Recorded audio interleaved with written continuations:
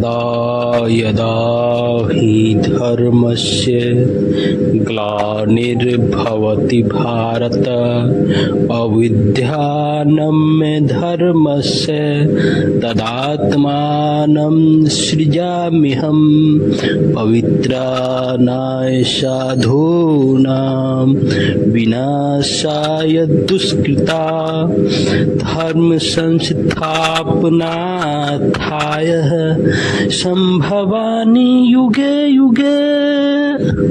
जय श्री कृष्ण। आपने कर्ण जन्म स्टोरी में आपने पिछले एपिसोड में आपने देखा,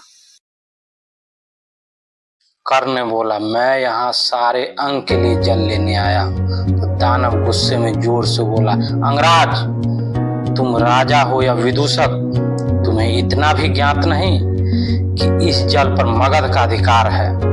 मैं जितना भी जल दे रहा हूँ उसी में संतुष्टि करो, मुझे रुष्ट मत करो बालक, अन्यथा तुम अपना प्राणों से हाथ धो बैठोगे। तो कर्ण बोला मैं अंतिम चेतावनी दे रहा हूँ, अंग की जल छोड़ो और अंग की सीमा से चले जाओ, अन्यथा नरक में प्रस्थान करो। तो दानव हंसते हुए बोला मृत्यु का भय किसे तो दिखा रहा है, मृत्यु तो सबकी होनी है मूर्ख, वो कब किसको ले जाए ये किसी को ज्ञात नहीं, परंतु मुझे ये ज्ञात है कि मेरी मृत्यु तेरे हाथ से नहीं होगी। तो कर्ण गुस्से में बोला तो युद्ध के लिए तैयार हो जाओ।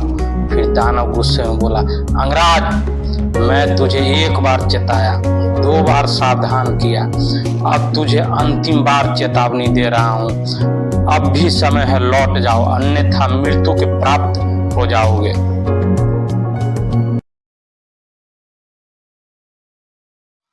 दानव बोला अब भी समय है लौट जाओ, अन्यथा मृत्यु को प्राप्त हो जाओगे।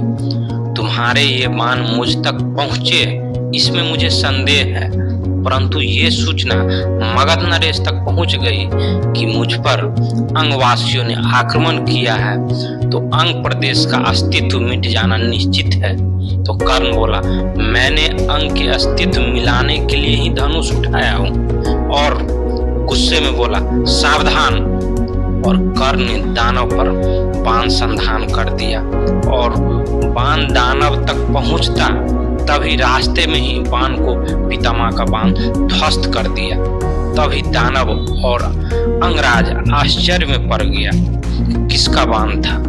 तभी दानव का नजर और अंगराज कर्ण का नजर पितामह पे चला गया, और पितामह धनुष बाण लिए खड़े थे। आश्चर्य से कर्ण पितामह की ओर देखता रहा और पितामह गुस्से में कर्ण की ओर देखता रहा।